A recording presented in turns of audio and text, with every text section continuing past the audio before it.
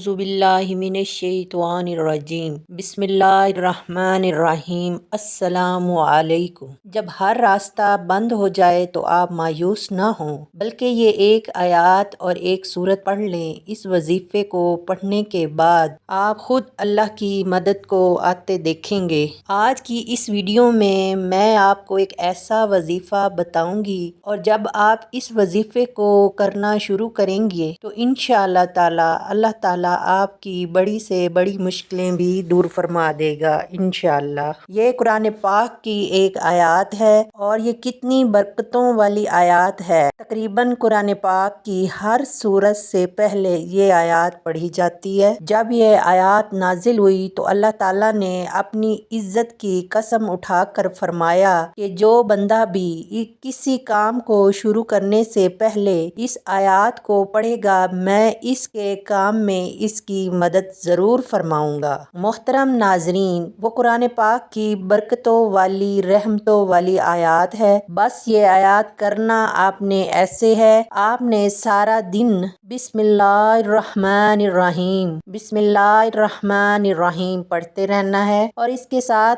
आपने 11 मरतबा सूरत कौसर पढ़नी है। किसी भी नमाज के बाद आप ये अमल कर सकते हैं और पढ़ने के बाद फिर अल्लाह ताला से दुआ करनी है। आपने ये वजीफ़ा 2 दिन करना है और तीसरे दिन आपको इंशाअल्लाह ताला अल्लाह के फजलो करम से अल्लाह की मदद पहुंच जाएगी। दुआओं में याद रखिएगा, आपका और मेरा अल्लाह ताला निगहबान हो। अगर आपने अभी तक मेरा चैनल सब्सक्राइब नहीं किया तो प्लीज़ मेरे चैनल को सब्सक्राइब कर दें।